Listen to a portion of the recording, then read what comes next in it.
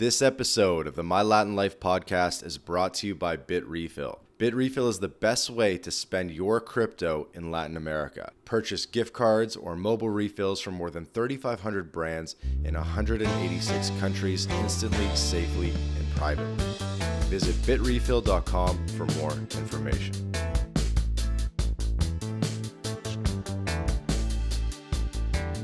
Welcome back to the My Latin Life podcast. Since 2014, My Latin Life has been your trusted guide to traveling and living in Latin America. My guest today is Trevor Green. He's a Canadian who's been living in Mexico. He's an aspiring comedian and was recommended to me as a potential podcast guest from Steven Steers, who was a previous guest. And so I guess, Trevor, you'll be the third comedian on the podcast. So you got a lot of weight on your shoulders. We had Steven, we had Ben Bankus, both very funny guys. So, Trevor, welcome. Thanks for having me, man. Appreciate it. Yeah, absolutely. So, Trevor, Steven told me that you guys met in Playa del Carmen about 2 years ago on the local stand-up comedy circuit there. And I watched some of your comedy, and I thought it was pretty good. I thought it was pretty funny. I think this gringo in Latin America strain of humor is there's definitely a lot of material to work with. Oh yeah, definitely. It's I don't know, it's just a different culture shock for me. So definitely a lot I can work with there. Yeah. Playa was cool. I'm not going to say that's a great comedy scene, but there's some great people there. I don't know. I love it down there, even though probably career-wise it's not the best for me to be there, but it's a great place to be. Mm-hmm. So you're from Thunder Bay, which is a town in northern Ontario, Canada. Yeah. So where are you from? I'm kind of anonymous, but Nice. All I right, never mind then. Scratch that. But I may or may not be Canadian and American. Okay. I kind of thought you were, just from listening to the podcast, I kind of thought you were maybe Canadian. From my twang. Well, if I have a Canadian accent, you definitely have more of one. I mean, we've definitely had a number of Canadian guests, but I feel like you have a good one. I think mine's more concussions than it is a fucking accent. Hockey, yeah, car accidents, all that sort of fun stuff.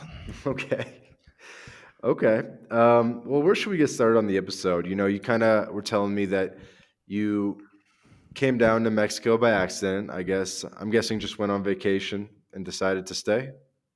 Yeah, that was the plan. I mean, that was 2021, so I'd already been through one round of the COVID lockdowns, and I'm like, yeah, I'm not gonna be able to get through another one of those.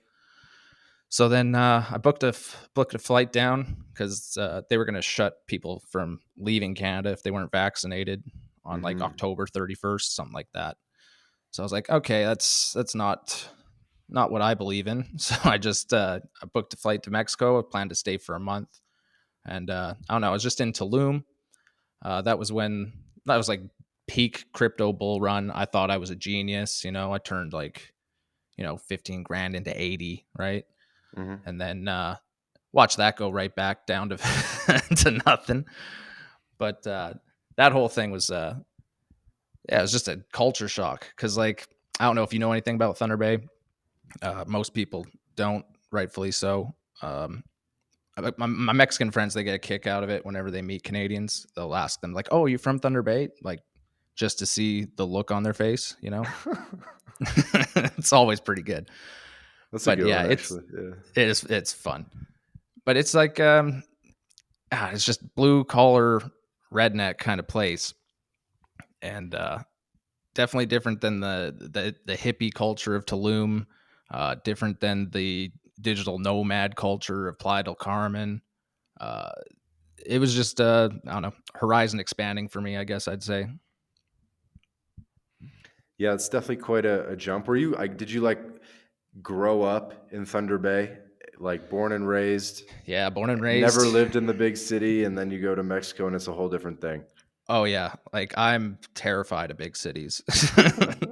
Like, I really should be moving down to Toronto like any day now, but I'm afraid to.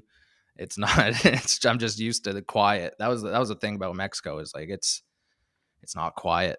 It is not quiet. That is true. No, but it's yeah, beautiful place, beautiful people.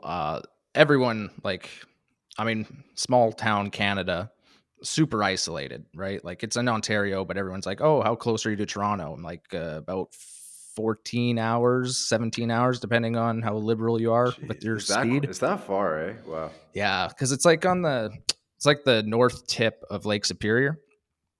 So the closest Mm-hmm. big city to us is actually it's either Winnipeg to the west or Minneapolis to the south, and they're both about 7 hours away. So it's real isolated. Mm-hmm. Mm-hmm. So people listening to this episode might be like, what am I going to get out of listening to this episode? Well, I think it's cool to just have that fresh set of eyes on what it's like to be an expat in Mexico. Of course, the Canadians will probably, identify more with this episode. So we'll talk a bit about that kind of, but because you're a comedian, you have a good way of just talking about the cultural differences and stuff like that. So it's kind of good to get that comedian observational lens on thing as well, and just kind of laugh about the whole, trials and tribulations of a gringo in Latin America, I suppose. Well, that's the thing. It's like I'm an observer by nature, but I don't speak any Spanish. Never even thought about it. And I just all of a sudden I'm like, hey, mom and dad, yeah, I'm not coming back home. I don't know if I'm ever coming back home. And made a lot of people nervous. So I don't know if there's anything you're going to take away from this. It's probably just if you're apprehensive about going to Mexico or giving it a shot, like it's more manageable than you think it is. And what made you decide to stay? I just uh, I just got along with all the people down there, right? Like it's more, well, with all the digital nomads, everyone's kind of more of a libertarian kind of point of view of the world, Mhm. and I don't know, I appreciate that. Um, and then I mean, I made a lot of friends with a lot of Mexicans. I mean, I do comedy as much as I can, but I mean, I still, like, I work trades, like I'm not a digital nomad. Like, I don't have that skill set. So it's pretty funny. Like, my Mexican friends down there, they'll be like, well, what do you do for work? And I'll be like, oh, I paint houses, I paint commercial buildings. And they're like, wait, so you work like a Mexican in Canada so that you can come to Mexico and live like a Canadian? And I'm like, yeah, that's pretty much the gist of it. Sounds about right. Well, in terms of the sense that they're probably surprised that working a job like that even makes enough to take 6 months of vacation. Yeah, that's probably a good point. I don't think it pays much down in Mexico to be painting anything. It is a good gig though, just because obviously Canada construction's big, houses are worth a lot of money, blah blah blah. So I get Yeah. that.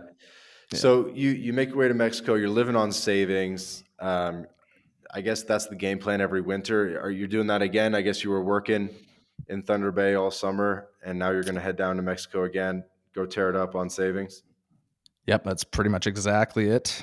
I'm not the smartest guy in the world. I'm not going to say that, but I know I just like to, experience it.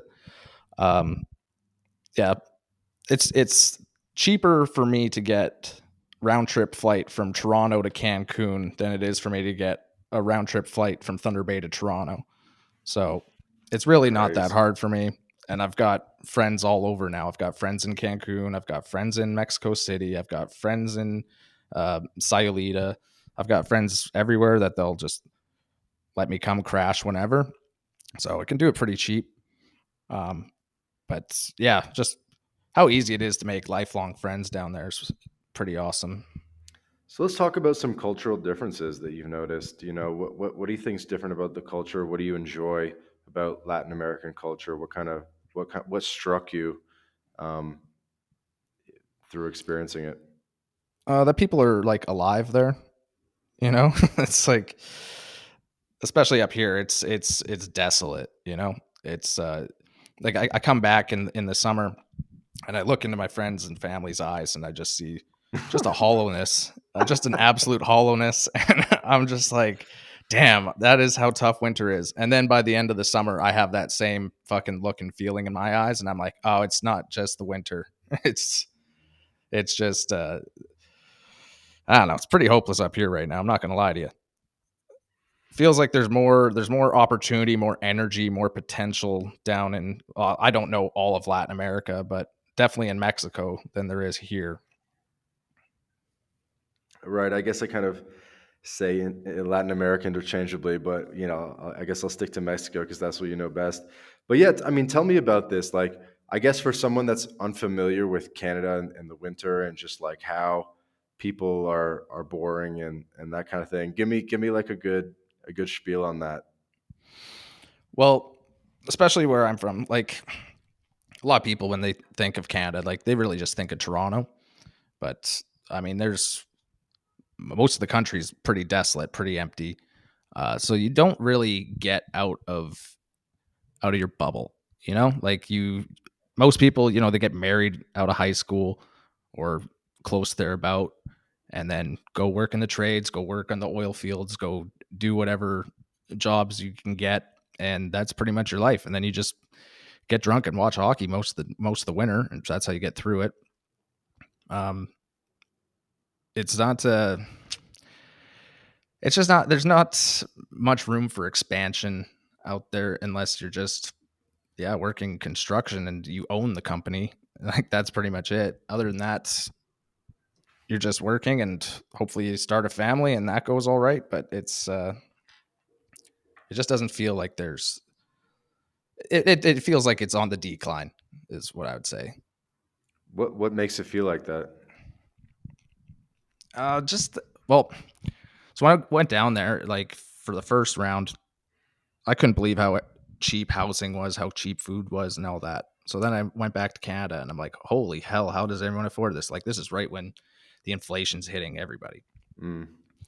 So I go back to Canada, make my money, and I go back down to Mexico, and everything's 20, 30, 50% more expensive than it was the 6 months I was before. I'm like, oh damn, like, all right, I guess the secret's out about this. So I was down there for another 6 months, and I go back to Canada, and everything's like loaf of bread $6 now. It's like, what the hell am I doing here? You know? And I mean, you make $25 an hour. It's not going too far. It's hard to save up when like most people are just treading water at this point, especially when you're trying to be an artist. Like that's another fucking waste of money. So you think most like the average Canadian's really struggling a lot now? I mean, if they're not struggling, they're getting by, but it's not, nobody's.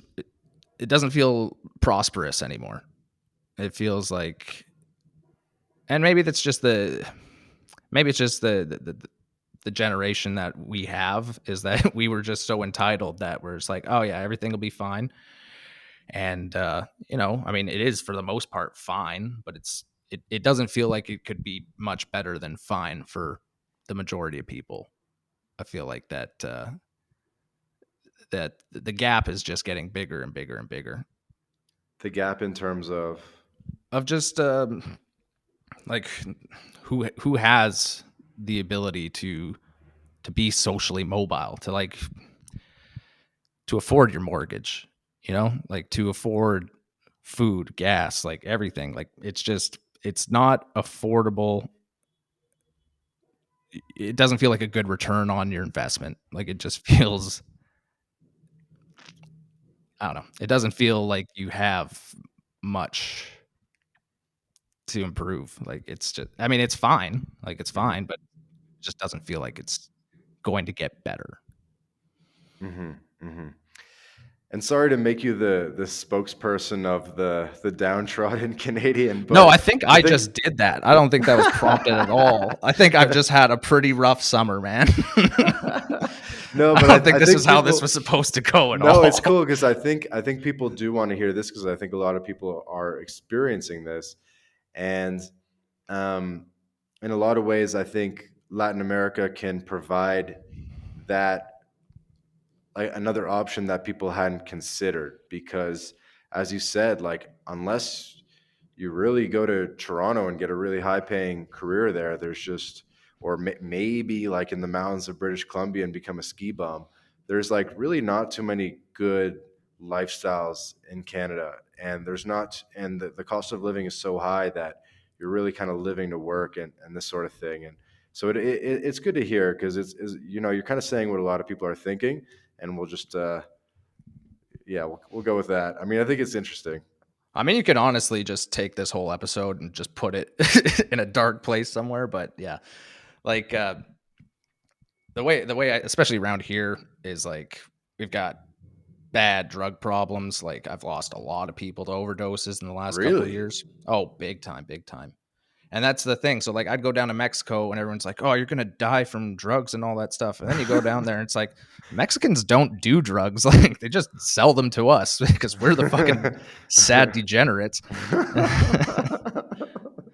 But See, yeah, this man. stuff is funny. Like you're It's saying, dark, it's but I like mean it it's is dark, but true. it's funny. It's dark, but it's funny. Yeah, man, that's just one of the stereotypes that they have. Is just like you're gonna go down to Mexico and like, oh, it's gonna be just cocaine following fall over you. I mean, you can find it, but it's not like anyone's really, no one like none of my Mexican friends do drugs. It's like, oh, I didn't expect that myself even.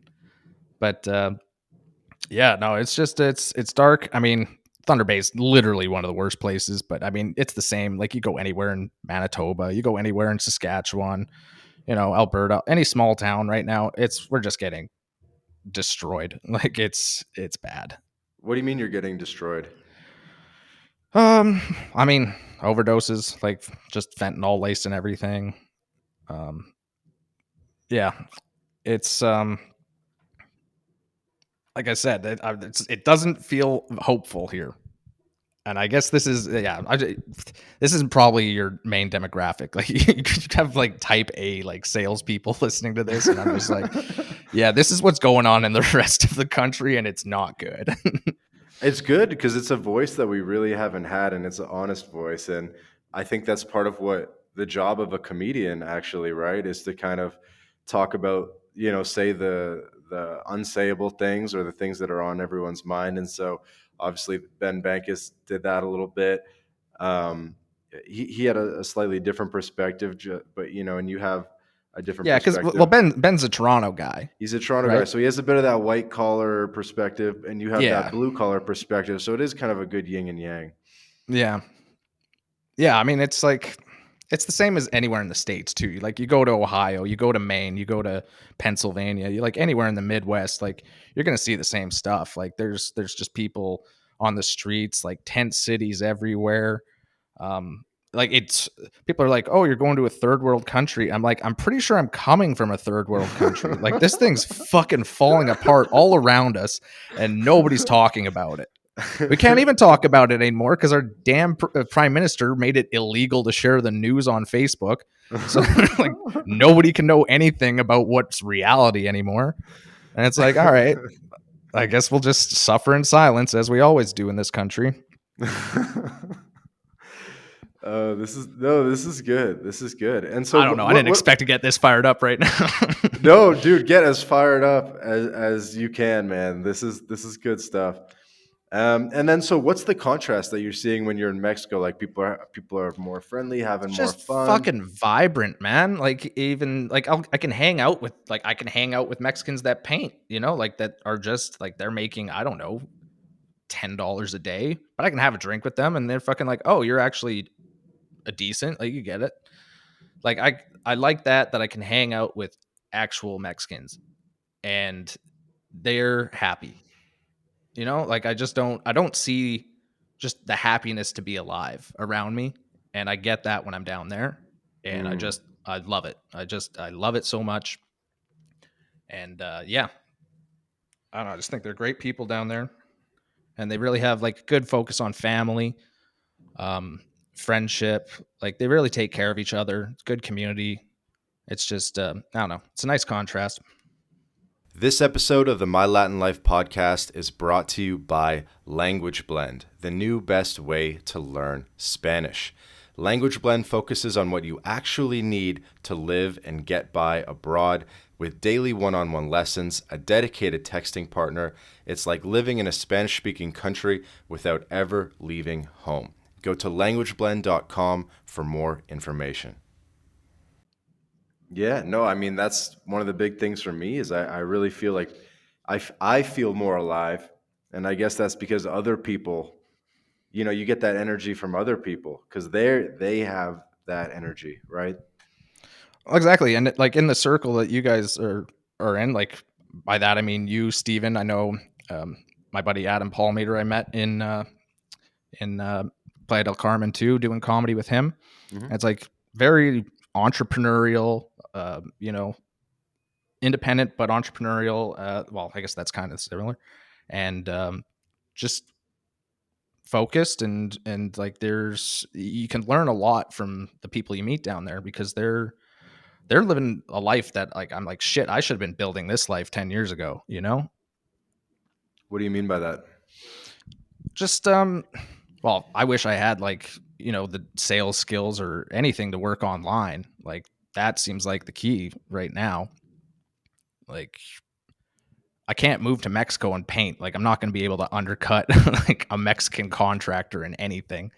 So I pretty much have to come back here, work, save money, and then go down there and hopefully use my time to meet the right people and learn the right things. And one day, hopefully, have an opportunity to be able to stay down there. Mm-hmm. Or I could just try to get good at comedy, which is fucking even harder.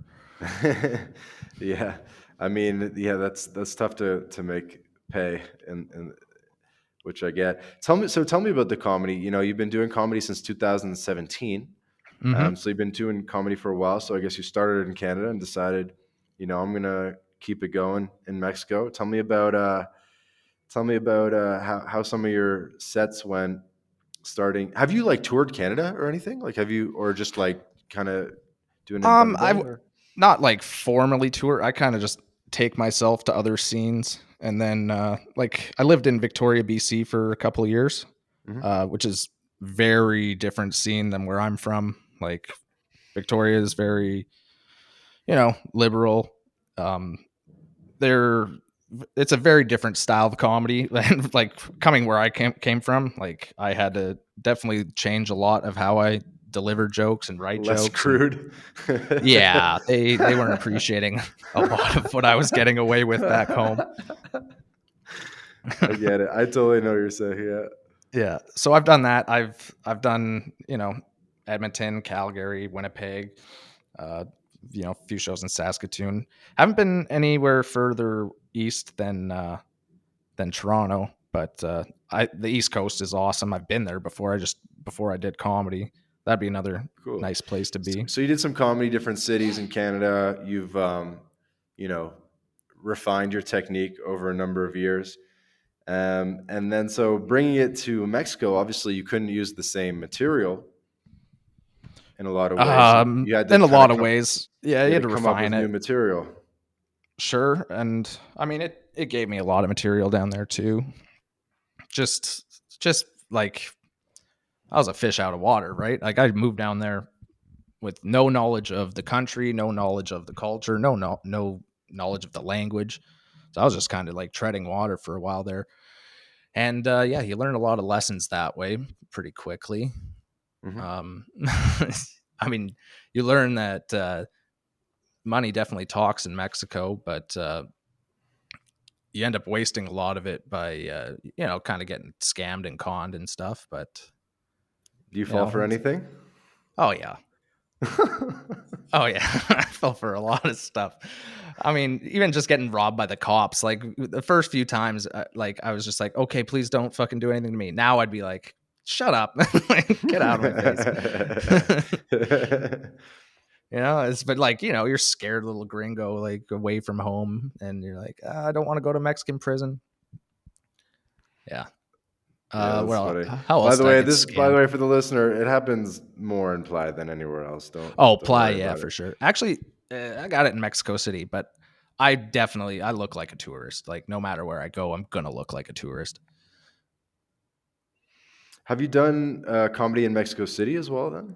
Yeah, I did a few Did you shows go? there. Because I did one time earlier this year when I was in Mexico City. Steven Steers invited me out to do a stand up comedy open mic on at a place. I think it's called El Viajero. I don't Did think I did that one. I think it's called something like that. It's like a tiny bar, tiny bar. Where did Like you? super tiny. Like it was like It's like there's a a super. couple that were small that was like just like on a side street, and it was like maybe a 10-seater kind of thing. Yeah. Well, I think it was called El Viajero. It was like a cafe.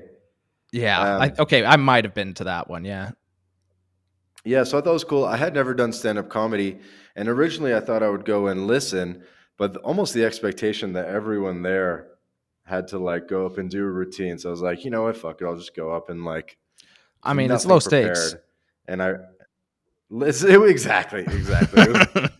It was low stakes. So I went up there, I ripped a 5 minutes. Obviously got a little stage fright. It was Oh, tell me how that was. well, Like, do you remember the whole thing? I do remember the whole thing just because it wasn't that long ago, and Oh. I did not come with any material prepared. Obviously, I'm aware that most comedians kind of have like a 5 minute that they're ready to deliver at the drop of a hat. Mhm. I basically just came in and freestyled it, and it went all right. Got some laughs. I kind of said like some shocking stuff, and and the audience is like pretty. It was like half Mexican, half gringo, I guess. Yeah. And I said some stuff that was like, I guess, pretty offensive, but like in a funny way, but still like pretty offensive. But I honestly, I think it went well. Yeah, I think you learn to toe the line as you do it more often. But how long did you last up there? I did. You know what I did? I think I did end my set like a minute early. I was just like out of material. It goes slow. It goes slow. But I've always had a affinity for comedy, but haven't made too much of a step in that direction. But now I'm friends with all the gringo in Latin America comedians, seemingly, so that's a good start. And that's a nice thing. Like comedy, like you're gonna meet all the comedians so quickly. Like in my first 2 years of doing comedy, I met basically almost every Canadian headliner in the country. And it's like you see them on TV all the time. You're like, oh yeah, I know that guy. He's a nice guy, or he's an asshole. It's like you Hmm. actually get to know everybody quick because it is such a small community. Like not too many people have the balls to go and just go up there, regardless of how many times you do it. Even just doing it once that's the hardest part. So, where was your first time doing comedy in Mexico? Was it in Playa or Mexico City? First time was actually in Tulum. It Okay. was in it was in the lobby of a hostel, like a vegan hostel. Another place that like it's not my crowd, but I did learn to adjust to it. Um, and then I basically kind of just did a little. I could do a run where I was doing, and this was back when all the bars in Canada were closed down, so you couldn't do anything in Canada. So I was doing about 3 or 4 shows a week between Playa del Carmen and Tulum, and I was very lucky to be able to do it, and I really got unlimited stage time down there because there wasn't. I mean, it's maybe 5 comics there, so I got to work on a lot of stuff. It was nice. And how did it go? Oh, the first one was bad, and that's the way it is a lot of times when you're in a place that you don't know, like especially my style of comedy is it does well with chaos. It doesn't do well in like a vegan lobby, or like a coffee shop, like those kinds of places where people are just like actually just listening to you soberly. I don't thrive in that situation. So I did better in Playa for sure, but I still appreciate it. And what's the difference? What's the difference between chaos comedy and Um, sane comedy? sane button down comedy. I don't know. It's just I like. It's the energy the crowd gives you back, really. True. In those like quiet little ones, it's like, okay, I've got to provide the energy, and if I'm doing that, sometimes I get nervous, and like crowds are like pack animals, man. Like if you give them fear, they're just gonna launch at you. And yeah, you gotta be able to be the leader of the pack, and if you're not giving that energy, they are gonna turn on you pretty quickly. What does it mean when an audience turns on you? Oh, you feel it. There's a shift. So, um, pretty much within the first 30 seconds of doing a show, unless you're like a real veteran pro comic that has done, their 10,000 hours or whatever, like you're going to feel it in the first 30 seconds, whether these people hate you or not. And from there, you can try to dig your way out of it.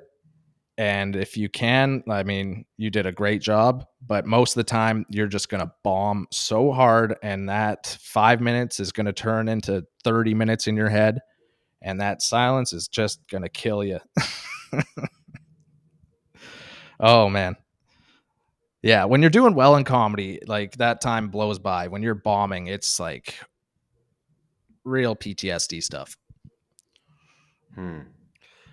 And don't you, because you're really like so dependent on good reactions, and you're really like, would you say like every comedian is seeking for rapport, or do you think there are comedians that can go up there and be, listen to the audience and work with the audience, but ultimately be like, you know what, I don't care if you like me or not.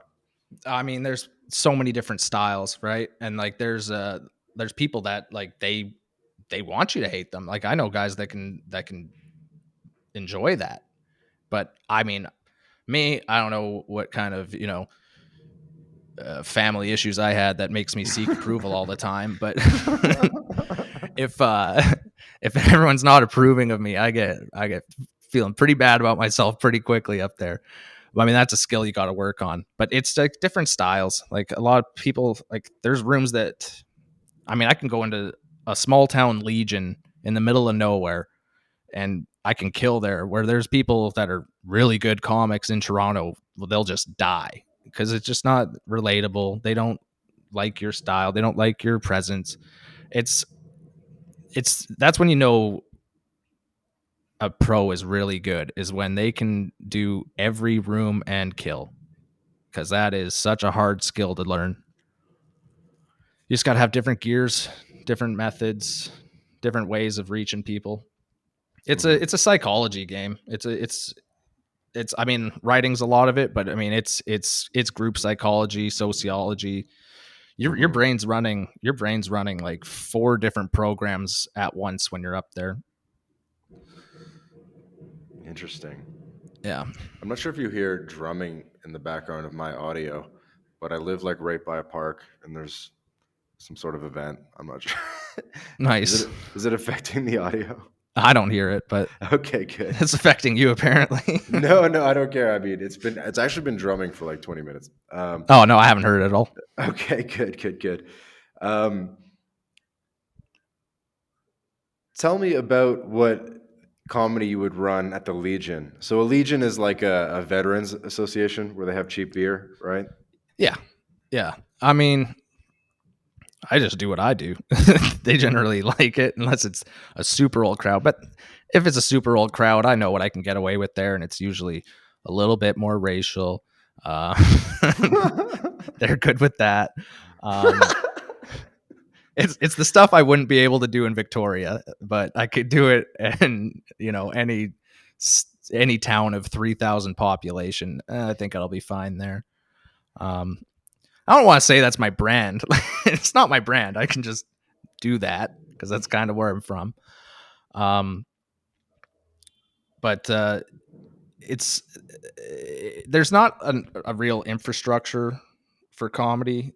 I mean, in Mexico, it's like super, super young, especially English comedy, like super, super young. But in Canada, it's just it's so everything's so far spread out that to tour across Canada, you've got to hit so many small little towns just to like pay for the gas money to make it all work. Mm-hmm. So you like I said, like it's if you're going from Toronto to Winnipeg, I mean that's 2 days of driving. Like you have to stop in Thunder Bay. Nobody wants to do that, but you're gonna have to do it, and it's not going to be what you think it is. And we do have a lot more guys coming up now because we've got one guy in town that's been doing some good shows with some pros down in Toronto, and he's bringing up a lot of good talent here, and it's making everyone else better. Even the pros. I mean, they're having to use all their gears on some shows, and sometimes it's easy, sometimes it's work. But the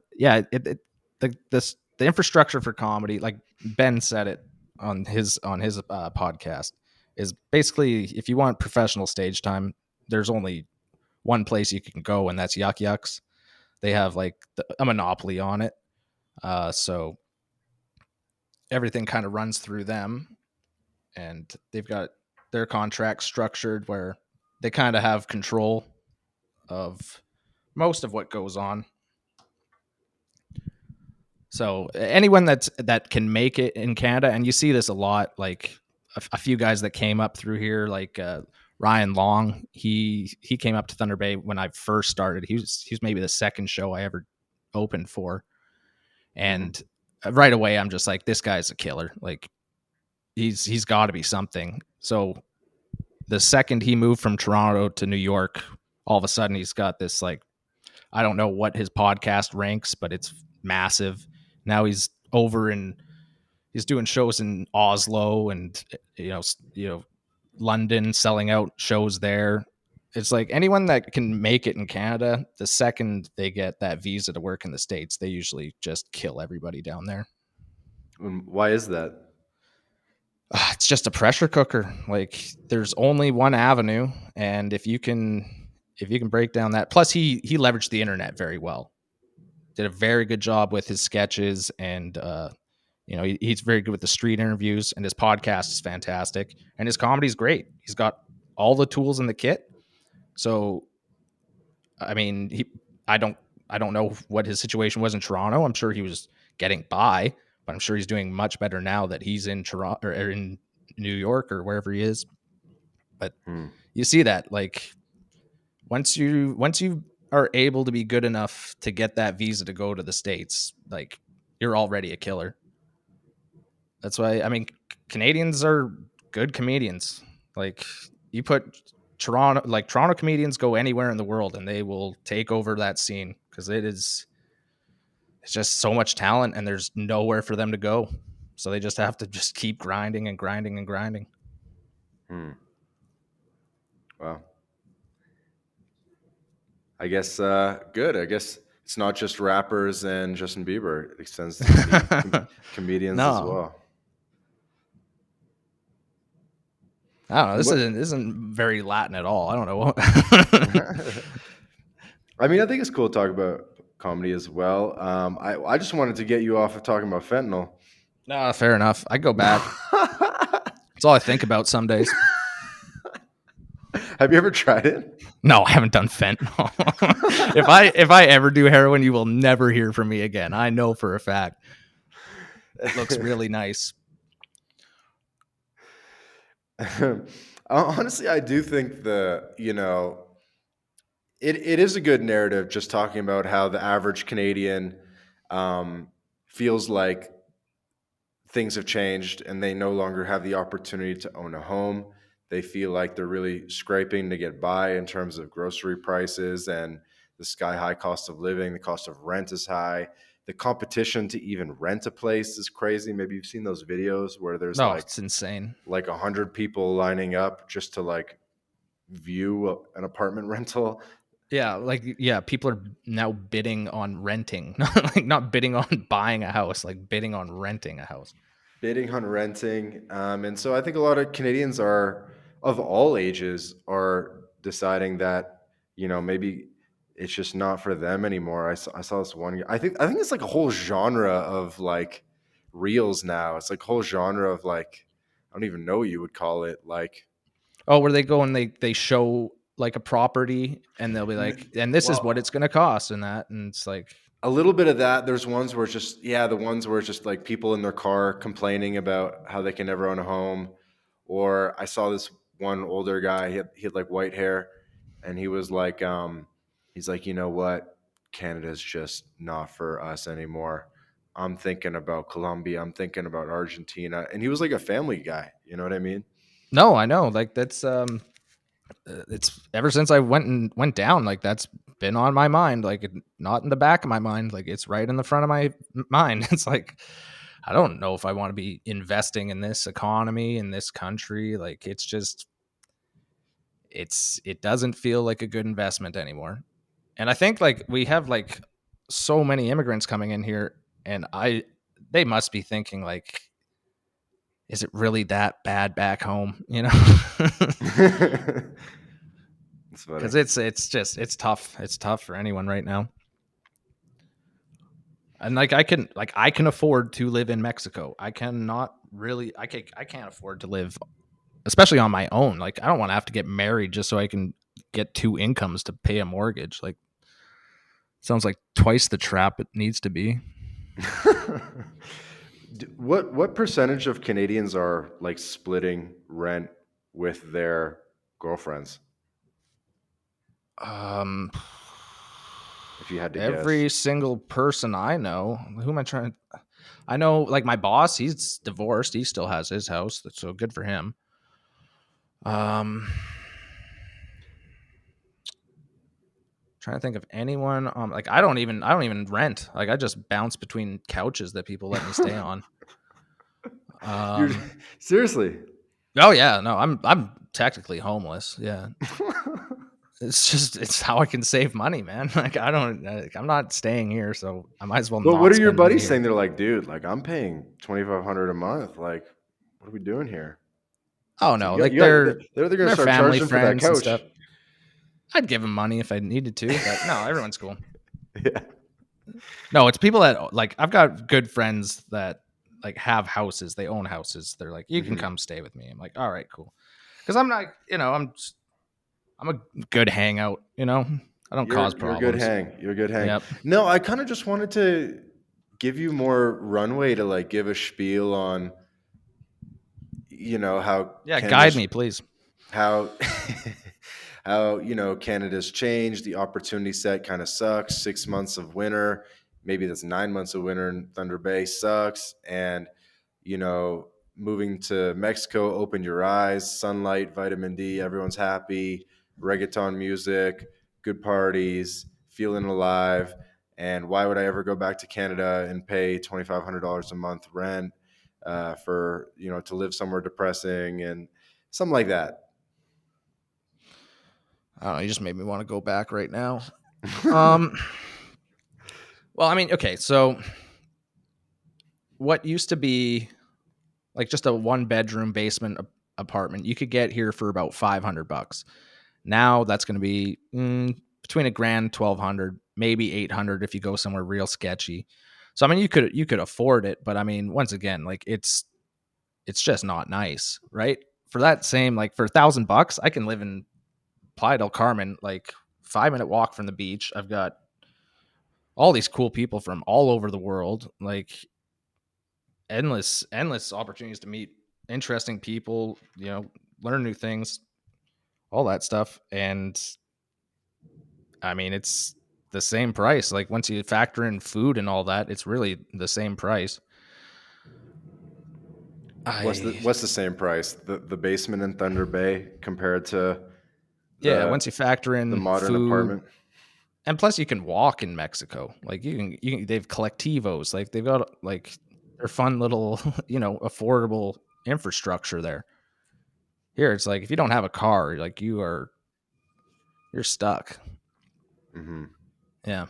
Yeah, car Um, ownership's another thing keeping people down, I think.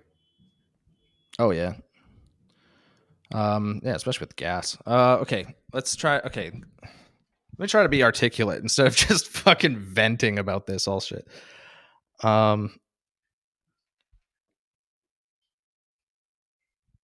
I mean, you can afford to have a house,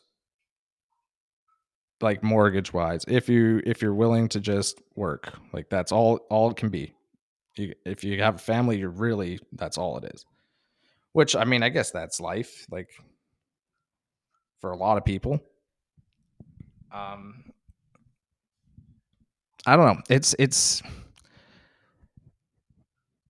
how much do you want to trade your comfort for experience, I guess. And I mean, maybe it's just me personally. Like I couldn't do that. I don't want that. For other people, I guess it's fine. I don't know. Hey guys, quick interruption to tell you about BitRefill. BitRefill is the best way to convert your crypto into gift card balances. These are gift cards that you can spend at hotels.com, Airbnb, Nike, and many more.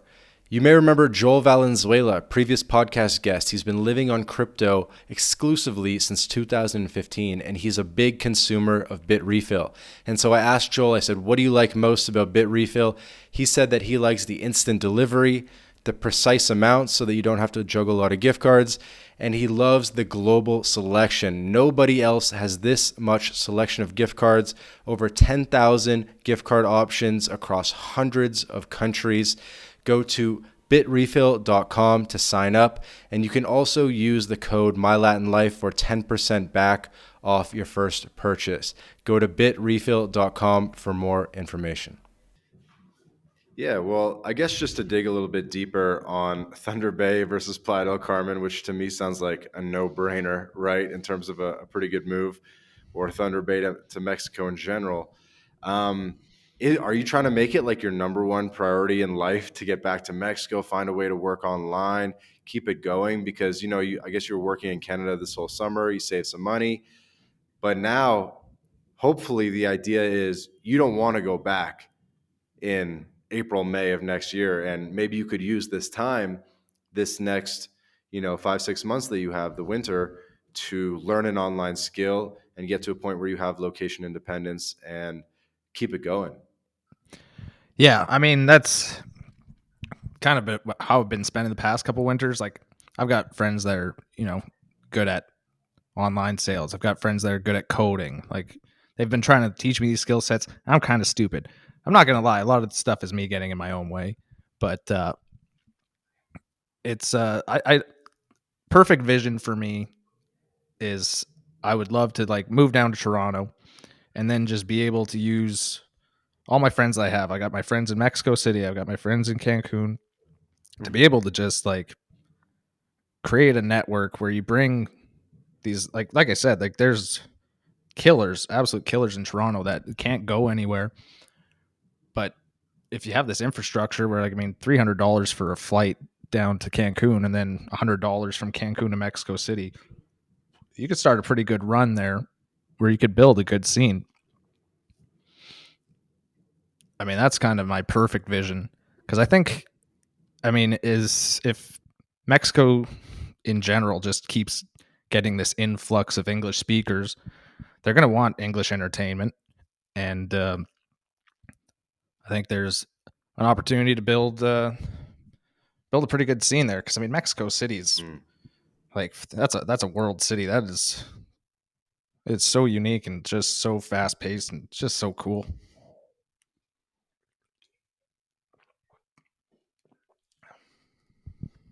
Yeah, definitely. Sorry, I had my thing on mute because there's like literally a parade passing by, I think. That's the thing. Yeah, there's always a parade going downtown there. Yeah, I am in Mexico where, yes, people have the right to make noise, whereas if someone made the equivalent amount of noise in Canada, the police would have already been called.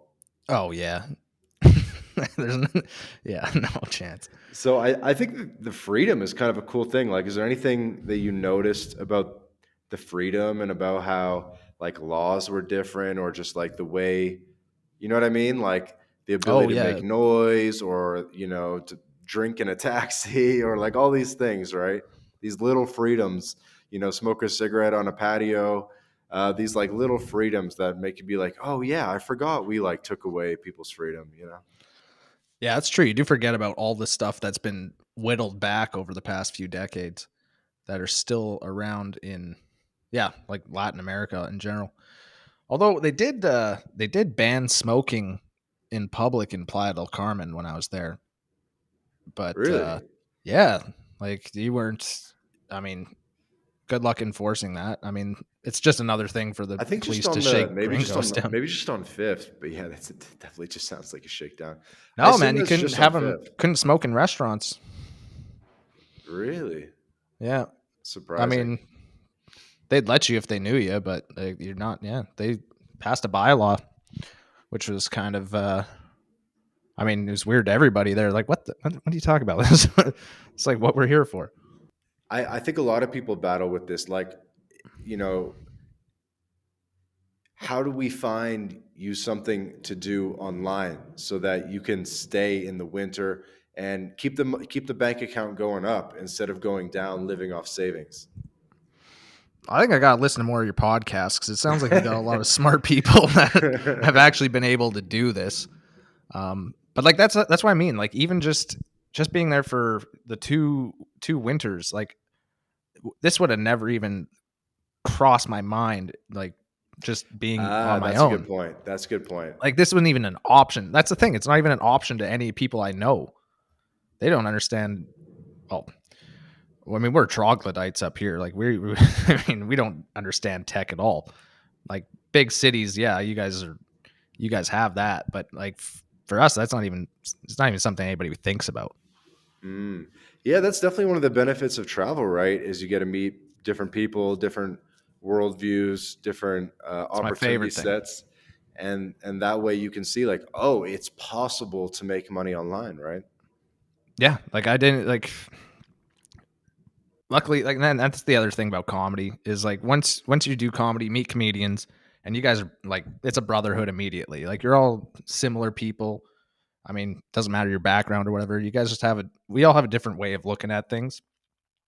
And yeah, like I just met guys that make money in tech. And it's like there's nobody I know in 3 degrees of separation that makes money in tech. Like I just don't know anyone doing that.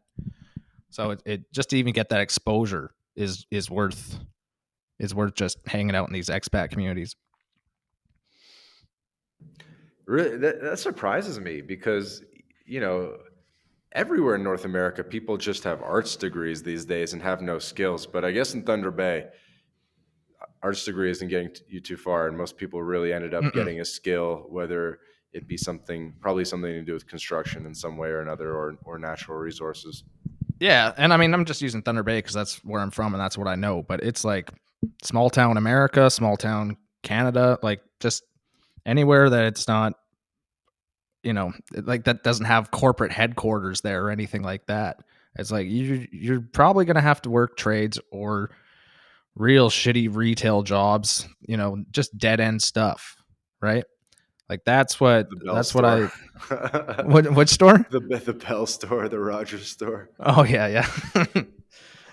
the trades. And Well, so, how much they are get benefits. people? How? Yeah. So, how much are people actually making in the trades up in Thunder Bay? I mean, starting off apprentice wise, probably $25 an hour. They just bumped minimum wage up to 17, so that's really not that great anymore.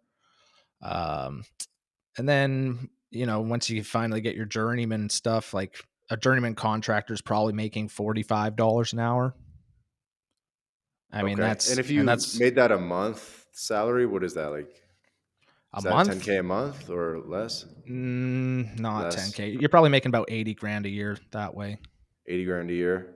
Yeah. A lot of people will do like they'll go out to the oil fields and just Yeah, Fort that's Mac. hellish work, and Yeah, but that's you'll even make crazier. yeah, So you'll you're make making six 80 figures grand a there. year in Canada. Hmm. Government takes I'm not, I maybe wish. 30 30% goes to taxes roughly. Yep. So take home,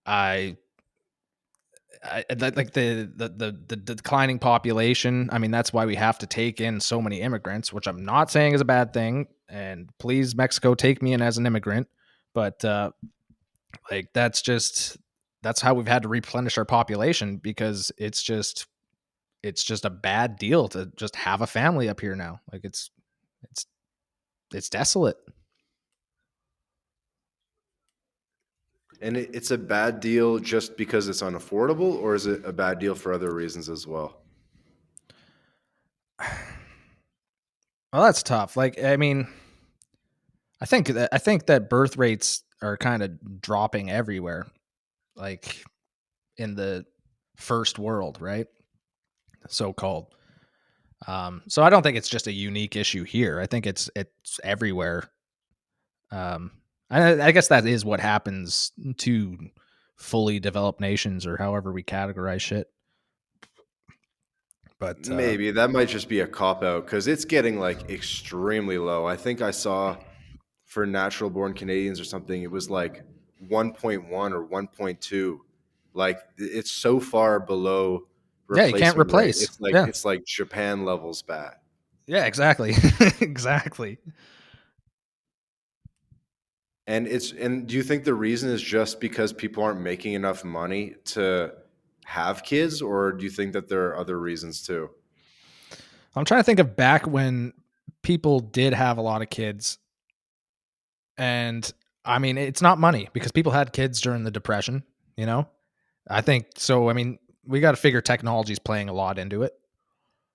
Um and it's just I mean, I don't want to get like too much about all that, but I would say social media's kind of turned everyone away from family, right? Now it's just kind of, well, self-centeredness, and this is just what I'm trying to do. I'm not saying I'm innocent of that either, but I don't know. I don't know anything about anything really. I just talk. But I think No, it's that's cool. probably And then so it makes me think like, why stay in Thunder Bay? Like obviously you've kind of because I'm well, stupid. I keep saying this. no, well, you're waking up, and we're trying to wake up the audience too. It's just like, if it's depressing and you don't see the sun and everyone looks lifeless and you're not even making money, it's like you're not even making money for the sacrifice that you're making.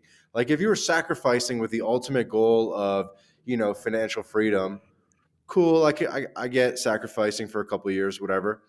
But it almost feels like Canadians are sacrificing, but there's nothing really at the end of the finish line there waiting for us.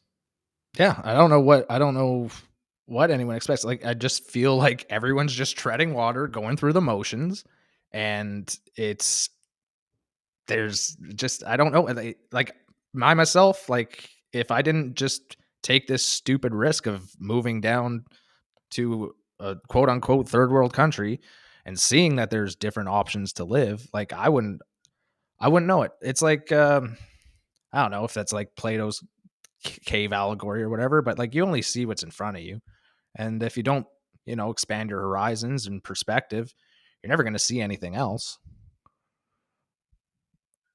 I don't know. I guess maybe that's what I'm trying to do with all this, is just being like, just take a fucking chance. If you're not happy with your life, just fucking take a chance and see what happens, because it's probably not going to be as bad as you think it is. Everyone catastrophizes everything. Hmm. I think that's well said. Yeah, not much to lose. Take the risk. Yeah, it's almost like the small town people. It sounds bad to say it like that way, I'll but say it. We're it's fucking. it sounds like small town people actually have even more reason to make the jump right into location independence, because at least people in like a big financial center, there's kind of like opportunities with, like finance and fashion and uh, whatever, the arts and all these different things. But people from small towns with like a more limited opportunity set, obviously there's benefits of a small town as well. People get to know you. You walk down the streets like, hey, hi, what's going on? But yeah, it's like a lot of those opportunities, and just the life isn't like what it used to be in a lot of ways, right? Yeah. And I don't know. Also, like, I'm not like a big outdoorsy guy. Like, that is one of the nice, like, if you like fishing and hunting, like, yeah, it's great here. But if that's all you want, then that's fine. But I don't know. It's just not for me.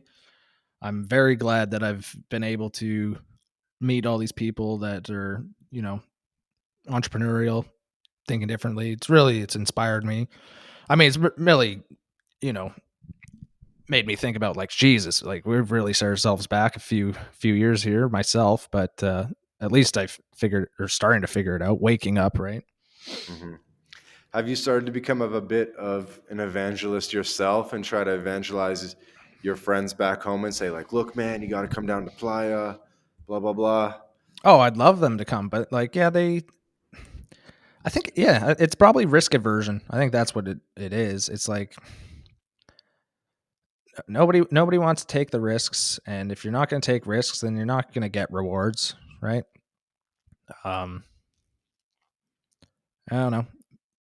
Maybe it's just I don't know. Maybe I have a perspective that's unique in this area where it's just like I don't know if this is It's true. the People are be all afraid of end the all. unknown. People are Yeah. afraid of the unknown. But I think that's, one of the goals of what we're doing with the podcast and the Twitter is just kind of wake Oh, people up. Your People up Twitter is seriously. so funny, man. I was just going through your Twitter account. It's so funny. Tell me, make me feel good. No, genuinely, it's great. Yeah, you should probably try a little more comedy. Like you got the eye for it. I think I do have the eye. I think I do have the eye. I'm living in a town where no one speaks English, so I'll have to do true comedy in Spanish, which I also think I could do. I think Maybe that's very cool. I wish I knew Spanish because like even the Spanish comedy is so different though. it is. It's so much more like cartoonish. They're Maybe. Maybe. oh yeah. I think you have more license to be raw the same way that Oh yeah, big time. English comedy is, California, Victoria, BC comedy, where I think in all English comedy you really have to watch where you say what you say more, but I think you can get away with a little bit more in But even Spanish then, I comedy. still think that's just what they make you think. It's just like it's Yeah, like, well, maybe. yeah, this isn't gonna trick the algorithm. Like a lot of the people I'm seeing that are like making it on YouTube and Instagram, I'm like, this really isn't comedy. This is you playing a video clip, and then there's just your face in the corner, and you're like borderline not even commentating on it, and somehow this has a million views. Like I don't know if that's comedy, like, but I think like actual stand up comedy, like you can still get away with a lot. Hmm. I know we've been kind of like flipping back and forth between talking about the art of comedy and the plight of the average Canadian, but it's been a fun conversation, weaving the two topics with you. So Trevor, what's the game plan? Are you posting it up in Playa all winter? No, I don't think I'll do play. I think the game plan right now for me is I've still got work, so I'll make my money until I can't. So probably January or so, and then yeah, I'm probably gonna try and move down to Toronto. I have family down in the area, so hopefully they'll let me stay on their couch. And then yeah, those fucking $300 flights to Cancun sound pretty nice. And then yeah, no, I'll definitely be in Mexico City. I got Steven and a bunch of other friends there that are pretty ambitious with comedy. At least give that a shot and hopefully make some nice shows with them. Just keep working on the craft. But yeah, I think Toronto's the play just because of how good the pros are down there. You can learn so much. Hmm. Hmm. Yeah, well, hopefully we can turn this into a thing. The latest genre of comedy, cringy gringos making fun of the cultural differences between North America and Latin America. I mean, that's kind of what I do on Twitter in a way, but I think it can come alive in a different way in stand up comedy format, and I look forward to seeing more of it. So please be recording your shows and recording your sets. Put those up online. I'm sure they'll do well. Yeah, I'm bad for that. That's another thing, right? You gotta risk it, and I just know. Use a fake Eh, name if you have to, Yeah, I'll just like a go by stage Carrot name. Top. Carrot Top. Use a stage name. Use a stage name of some kind. But I watched a little bit of your stuff, and I thought it was funny, and it'll do well. It'll do well. Oh, thanks, man. Appreciate that. So yeah, man, looking forward to it. Keep me updated with your plans when you're in Mexico, and yeah, I guess use this time to direct the audience to anything you'd like to direct the audience to. Follow me on Instagram at Trevor Green Comedy. I guess that's pretty much all I got to plug. I should probably put more stuff up on there, but yeah, that'll come eventually. But give me those follows so then I feel like doing it. Yes, yes. Follow Trevor, DM him, say that you know me or that you know My Latin Life. So, looks like I'm looking at your thing now. Looks like this British girl that lives in Playa that runs comedy nights and trivia nights. What's her name again? Oh, Laura. Laura. You know Laura. Yeah, I know Laura. I don't know her well, yeah. There you go. That's fun. That's fun. Cool. Well, yeah, guys. Link will be in the show notes to Trevor's comedy page. Give him a shout. Encourage him to keep going because I would love to see more of this Gringos and Latin America comedy. I think it's a good little sub niche there. All right, man. Thanks for having me. Really appreciate it.